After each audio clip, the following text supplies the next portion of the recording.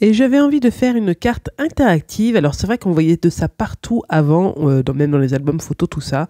Et on n'en voit plus du tout. C'est vrai que le scrap, il y a vraiment une histoire de mode aussi. Et écoutez, j'avais envie d'en faire une.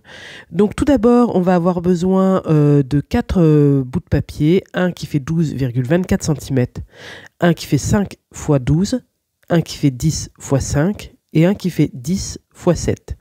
Voilà, 4 morceaux de papier. Ensuite, vous prenez le bout de 5 par 12 et vous allez faire des traits au crayon gris sans appuyer trop parce qu'on va venir tout gommer après. Alors, vous allez faire un trait dans la hauteur à 2,5 cm, hein, sur toute la longueur. Et ensuite, vous faites les traits à 1 cm, 2 cm, 3,5, 6, 8,5, 10 et 11. C'est assez régulier, du plus petit au plus grand. 1, 2, 3,5, 6, 8,5, 10 et 11. Vous venez marquer les diagonales des grands carrés au milieu. Et ça, vous refaites exactement en fait, ce que je fais là. Et là, on va venir supprimer ce que je suis venu gommer. On va ensuite plier.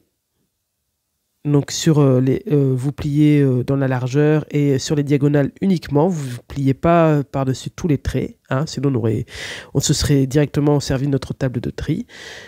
Mais là, juste ce que je suis en train de faire. Donc pour plier sur la diagonale, hein, c'est facile. Vous remettez sur le premier trait droit au bout. Une fois que c'est fait, alors je vais doucement parce que c'est une étape importante. Si on est concentré, on y arrive, il n'y a pas de souci.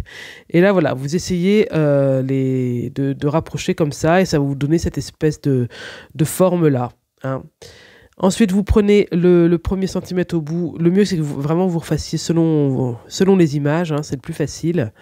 Et là, vous allez venir déjà, oui, gommer vos traits, c'est le moment. Et ensuite, il faudra bien mettre le scotch là où je le mets. Ça, c'est important parce que il faut pas se tromper d'endroit, sinon le système ne fonctionnera pas. Donc, c'est-à-dire que vous prenez votre bout de papier exactement comme le mien, là. Et vous mettez, voilà, il y en a un dessus, un dessous, mais il faut bien que celui du dessus soit de ce côté-là et celui du dessous soit de l'autre. Sinon, le système ne marchera pas, en fait. Donc, vous prenez bien votre papier comme je l'ai. Ensuite, vous prenez le bout de 10 par 5 que vous pliez en deux. Ça vous fait 2 carrés de 5 par 5. Hein. Et tout simplement, vous enlevez vos bouts de scotch et vous mettez ça à l'intérieur du carré, au bord. Hein, et puis, ça va venir se coller tout seul. Donc, votre système est fait. Vous vérifiez que ça fonctionne bien, bien sûr.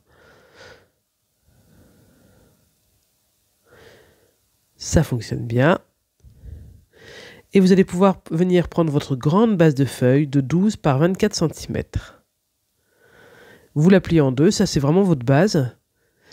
Ce que vous pouvez faire, c'est décorer l'intérieur à ce moment-là. Moi, j'ai oublié de le faire. Je l'ai fait après, finalement, ça fait pas mal. Mais là, vous pouvez venir mater, en fait, l'intérieur. Si vous voulez que... Moi, là, du coup, c'est tout blanc. Je vais essayer de me rattraper après, c'est pas mal. Hein, mais voilà, vous pouvez le faire à ce moment-là. Sinon, si vous voulez faire comme moi, ou même une fois que vous avez maté, peu importe, quand viendra le moment de coller, il faut mettre du scotch que sur la petite partie, un demi-triangle, hein, comme j'ai fait moi, que sur la moitié du triangle, pas sur le triangle complet. Donc ça, c'est très important. Et là, je me rends compte que je n'ai pas décoré l'intérieur. Donc, du coup, je reprends mon bloc de chez Action qui est très beau, un petit peu dans ces verres. C'est ma fille qui me l'avait offert pour la fête des mères, je crois. Un petit peu dans ces verres d'eau, là, très, très doux. Vraiment très joli. Ça fait 2-3 albums que je fais avec. Enfin, mini album. Hein. Je m'en sers pas mal, mais il me reste encore plein de papier. Et, il est vraiment sympa. Tout va ensemble. En plus, tout est bien coordonné. Donc, c'est très sympa. Voilà, une fois que c'est maté, je peux recoller mon autre triangle de l'autre côté. Vous voyez que le système fonctionne parfaitement, il n'y a aucun souci. Mais voilà, ce qui est important, c'est qu'il ne faut pas coller le triangle complètement.